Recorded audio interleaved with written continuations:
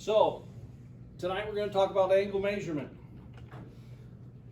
Angle measurement is done with a theodolite and a theodolite, and we're going to learn the difference between a theodolite and a total station. A theodolite is used to measure angles, horizontal and vertical. As it says right there, it can be used as a level as needed. If you're going to use a theodolite as a level, you turn it to 90 degrees and you lock it in at 90 degrees. And then it's going to shoot level. Now the difference between a total station and a theodolite is a total station is a theodolite, but it has an electronic distance meter built in on board. So it will measure distances when a theodolite will not. And here's the different types of angles that you're going to encounter in surveying and surveying measurement. You're going to have interior angles. So an interior angle, as you can see by the exhibit there, is the angles that are on the inside of the traverse that you're measuring. And they can be right angles or they can be left angles. Then you have the exterior angles. Those would be on the outside, angles that are measured from the outside. So one of the things that we want to point out in these angles when we talk about, so an interior angle is the angle turned from A to B on the inside. An exterior angle is the angle turned from A to B or A to G that's on the outside. So the reason that we want to make specific as to what the difference is those two is because the next one is now called a deflection angle. Can anybody look at that exhibit and tell me what a deflection angle is? Why is it different than an exterior or an interior angle? Measure from the previous line. Okay, it's a projection from the previous line. So if I was measuring an interior angle, it'd be right here. If I was measuring an exterior angle, it would be right here. Whereas a deflection is a projection of the previous line and the deflecting angle from that previous line. Okay, so those are three types of angles that you're going to use in surveying. So, and this is what I was telling you about setting up the theodolite or total station.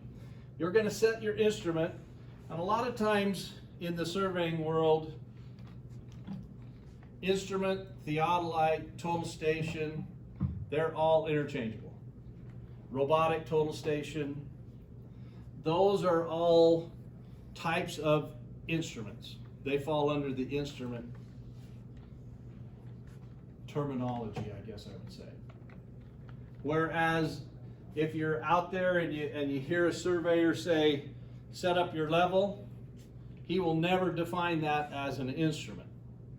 It's always a level. An instrument will be something that's going to turn angles. So you're going to set your instrument up exactly over the point. You're going to make sure that it's fine-tuned and leveled, and we're going to go through all that tonight as well. There's two sets of levels or bubbles on a instrument. The next step is you're going to use a pencil, a line pin, or a plumb bob if needed for a back sight, or anything can be used. You can use, I've known guys that use nails for a back sight.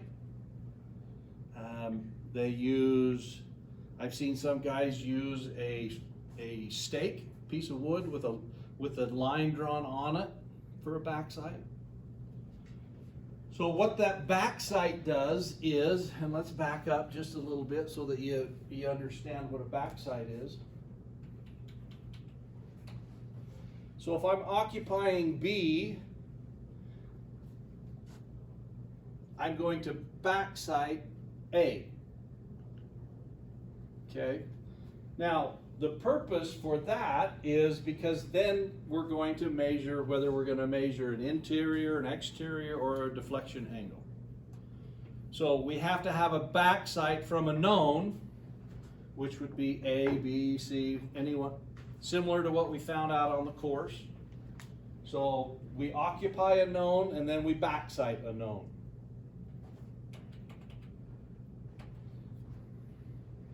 You're going to take and you're going to look through the scope of your instrument, and the scope has crosshairs. You're going to line those crosshairs up on the backsight point. You're going to zero the instrument. Then you're going to turn the angle, whether it's a right angle, left angle, interior angle, exterior, or a deflection angle. And then you're going to record that angle. And HA is the acronym for horizontal angle. You're going to record that angle in your field notes. Okay, now, it's impossible to do one of our traverses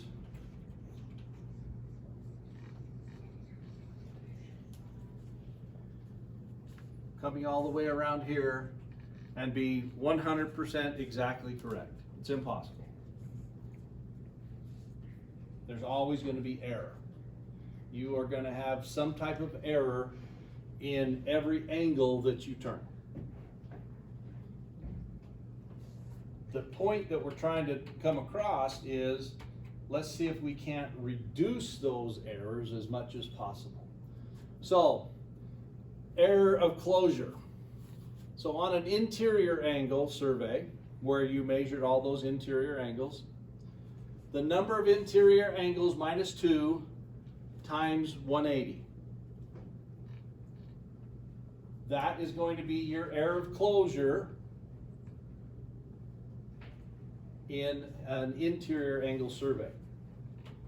A deflection angle survey is the sum of the outside deflections minus the sum of the inside deflections, and it should equal 360. Exterior angles is the number of the exterior angles plus 2 times 180. Okay? Now I know we're going all of this, and I can see in all of your minds, it's like, okay, why is this important? Why is this important? So, if we are doing a traverse or a survey,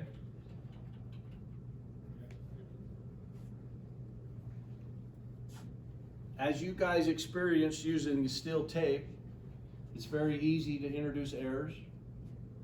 Whether you've got sag, whether you measured it on the angle, whether we started from the wrong point. So one of the things that a surveyor wants to do is to try to make sure that what he's done is as accurate as possible. So in knowing how you're going to add up all of these angles is the way that you're going to minimize where you've made a mistake. So if you experience this little survey right here, and you could say that that's somebody's property, you could actually say that it's used in construction. And if you make this traverse or this survey and you use the formulas that I just gave you, and you don't come up with a result that's within the error of tolerance, then you've got a mistake somewhere, and you need to go correct that mistake. So that's why we're figuring out what these error of closures are and how we come up with those error of closures. So the other thing that we need to talk about is the care and maintenance of a total station. Like I told you guys earlier, the the school has a small budget for purchasing this equipment. And it's not just because it's the school, if it's your equipment. I read, I think in a couple of yours, that maybe it was Bobby's, I think I read in your bio, and I think it was somebody else's that had some surveying experience. They said, yes, such and such department has one of these total stations. I've seen it, but I've never used it. A lot of times they get them to a point where, hey, these things are really special and they're going to take care of them because they cost a lot of money. And also, if they're treated improperly, you're not going to get the accuracy that you need in order to perform your survey. So, taking care of the total station is extremely important. But we're going to talk to you specifically about what the procedure is for using the college's equipment. So when you're moving the equipment when you're removing your total station from the equipment room and in between setups, the total station will always go back in its case. So if I'm going to take it out of the equipment room, it's going to go in its case to bring it in here. If I'm going to take it out of the equipment room, it's going to go in its case. It's already in its case in the equipment room. It's going to stay in its case to go out onto the course. Okay? Always goes back into the case. After you use the total station, if it's got a little bit of rain or snow on it, hopefully we're done with snow, but last time I looked with the weather, we're not. I think it said Monday, Tuesday, Wednesday next week is snow. So, having said that, I believe, I know Wednesday this week we're back out on the course, but I think Monday we might be as well. I can't remember. But if it gets a little bit of rain or snow on it, if it gets any type of precipitation on it, you need to dry it off, and then you leave it out of the case to dry it off. And the reason that you do that is, for the most part, these total stations are pretty much sealed.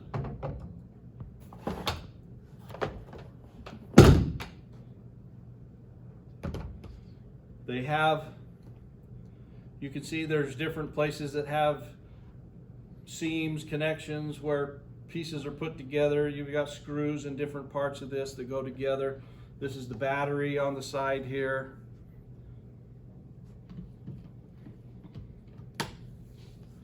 But what happens if you take a total station or an instrument that's gotten wet and it's outside, you dry it off the best you can with a dry cloth, and then you put it away.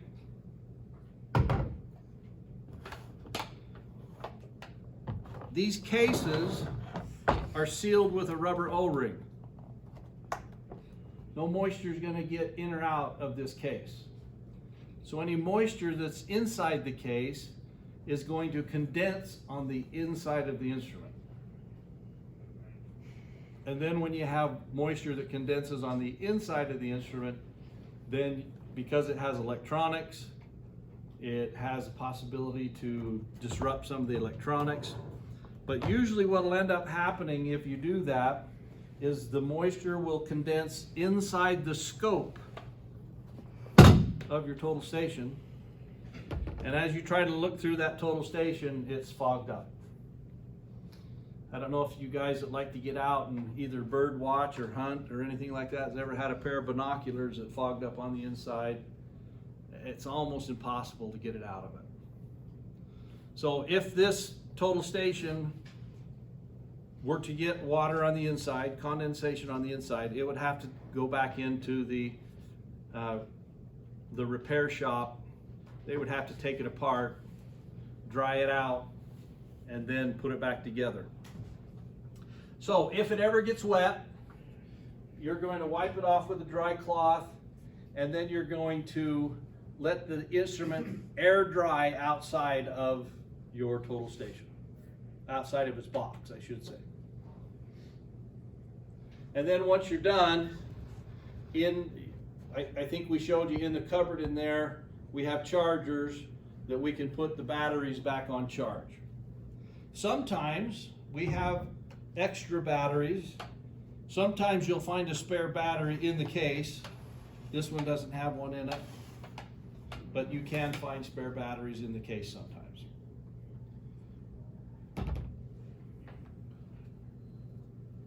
So you'll put the battery back on charge so that the next time somebody wants to use it, the battery will be at full charge. So if the lens is dirty,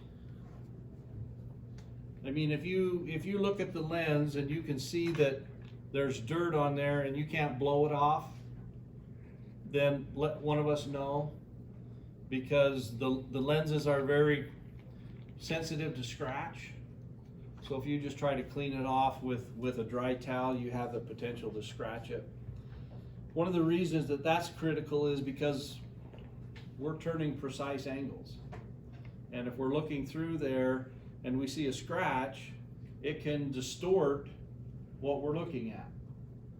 So we don't want to scratch the lenses. So if the lens gets dirty, then let one of us know, let me know, and we'll make sure that it gets cleaned properly.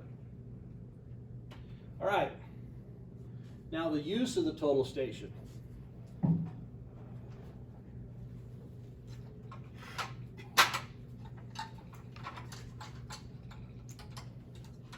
The total station will be set up on top of a tripod. In the middle of the tripod, there's a mounting screw. So one of the things that happened, I had a kid that worked for me one time that, you know, he wasn't a really big guy, but he liked to do, one of the things that he did for fun was he liked to work on cars. And every time he would attach the total station to the tripod, I had to get a pair of vice grips to get it off. I mean, he would tighten it down so tight. And the reason that we say that we don't want you to do that is because this mounting screw on the tripod is made out of brass. The one on the base of the tri-brac is also made out of brass. It's very easy when you mount two brass things together that they'll gald, is what it's called. They almost will, it's almost like they've been cemented together. But also, those are soft metals. It's really easy to ruin that soft metal or ruin the screw part if we try to do it too tight. Now, we want you to make sure you take care of your instrument. We want to take care of the total station. Whenever we put it on top of the tripod, we're going to use two hands. One hand's going to maintain on top while the other hand screws the mounting screw underneath. Like I've said, they're expensive equipment. All the repairs on them are expensive. But in order to keep that total station on top of that tripod, it doesn't take a whole lot of force to tighten that up. So we don't want you to tighten that up. The total station also has two other clamps on it. There's a clamp right here. There's a vertical adjustment and a horizontal adjustment. And each one of them have a locking mechanism. It's a two-part screw is what it really is. And if I loosen the lock, which is the one with the tab, I can turn the total station side to side. If I tighten the lock, then the total station stays secure where I turned it to. Both that and the vertical have the same ability. So both of those clamps or locks, there's no reason to tighten them up super tight either. These screws, both the horizontal and the vertical, they have an extent where they'll screw all the way in or screw all the way out, but it's actually takes quite a bit to get to that end of it. So if by chance that you place it on lock and then you start to screw it and you feel that you've hit the end of its adjustment, then loosen the lock, screw it back the other way so that it's more in the middle, lock it again, and then you can make your fine-tune adjustment. So we don't tighten things down too tight on it. You always want to try and stay as close to the center as the leveling screws as possible. So on top of, I'll bet I got a picture somewhere. Well, I'll just show you right here for now. Right here in the middle of the tri-brac, I have these 3 screws. These are my leveling screws. Right in the center of the leveling screw, there's a notch. It looks like a line. That is the center of the adjustment for the height up and down. You want to stay as close to that center as possible, and the reason being is if you over exaggerate, and you can level it with those leveling screws, but if you over exaggerate it, let's say I have this third one over here on this side raised up so high, it starts to put some torque and a little bit of pressure on this tri-brac, and it can introduce error into your angles as you turn them. So you want to try and keep it as close to the center as possible to get away from the pressure on those screws. The other place that you can introduce, and this happens on occasion, is somebody will take one of these and they'll turn it on and they're like, oh, this one won't turn on, it's broken, it's busted. Sometimes just right on those contacts, it's possible to get a little bit of a film build up, whether it's dust, whether it's just electronic connections. So you'll want to try to make sure that every once in a while you just look at those. All it really takes is you just rub it with your finger or thumb and you've cleaned it off. And then the contacts on the instrument side of it as well, they are pressure sensitive, so they're spring loaded, so they'll move a little bit. But all you have to do is just kind of rub those as well, and then put your battery back on.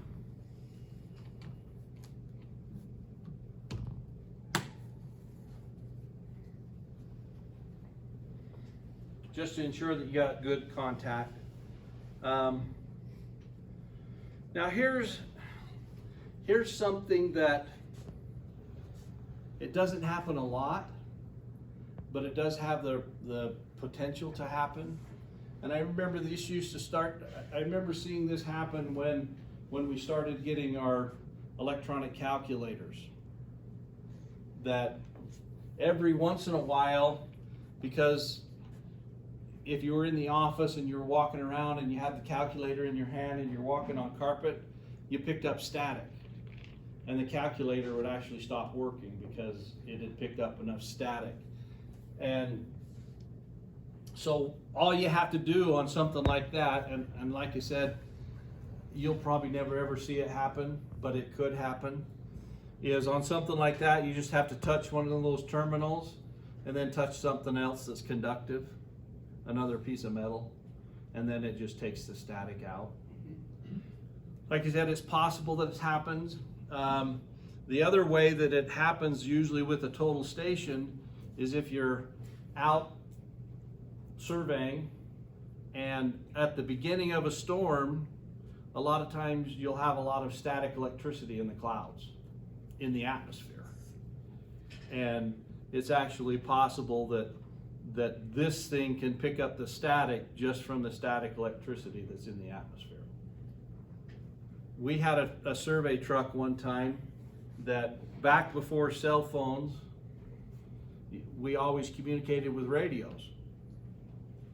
And we had this job, and I don't know what it was about Wendover, but that was the most static electricity place I've ever been. And so the survey trucks would always have a radio in it. Well, they usually had a 3 or a 4 foot antenna for the radio. Well, this one truck was brand new, just had it and just had the radio installed. We were working out in Wendover. I'm sitting in the cab of the truck and I'm calculating. And I had one of the other crew members sitting next to me, and all of a sudden I heard my crew member over there.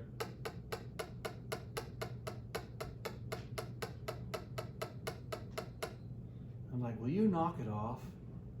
He's like, what? I said, stop with the tapping. I'm trying to concentrate here. He goes, I'm not doing anything. I'm like, you're a lying piece of crap. I can hear it. He goes, I know, I can hear it too. I thought it was you. Static electricity was accumulating on the antenna, and when they mounted it, the wire, when it came through, they used to bring it through the dome light, the cab light.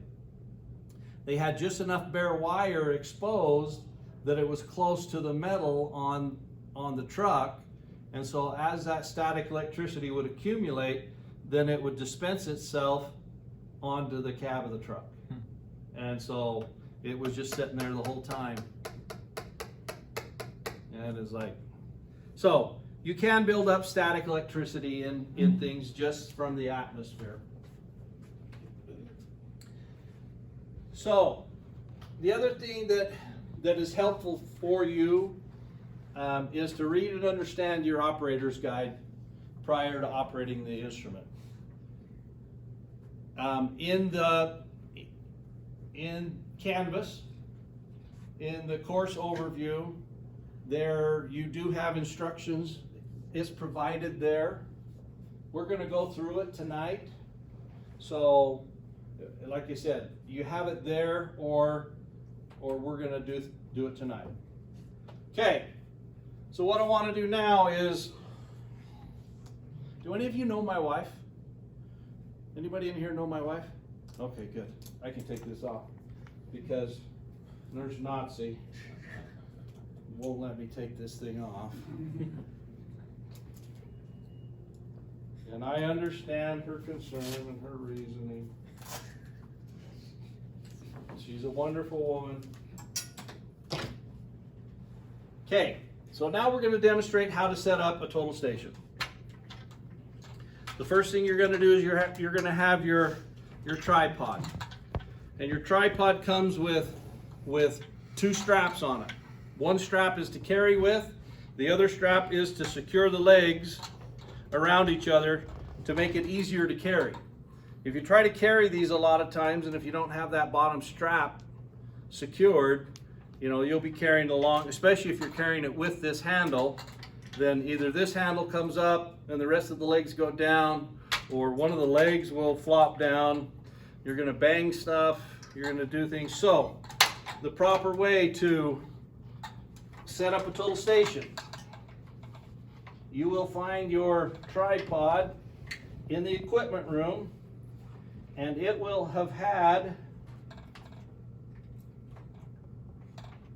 when it's put away so that that bottom strap is secured.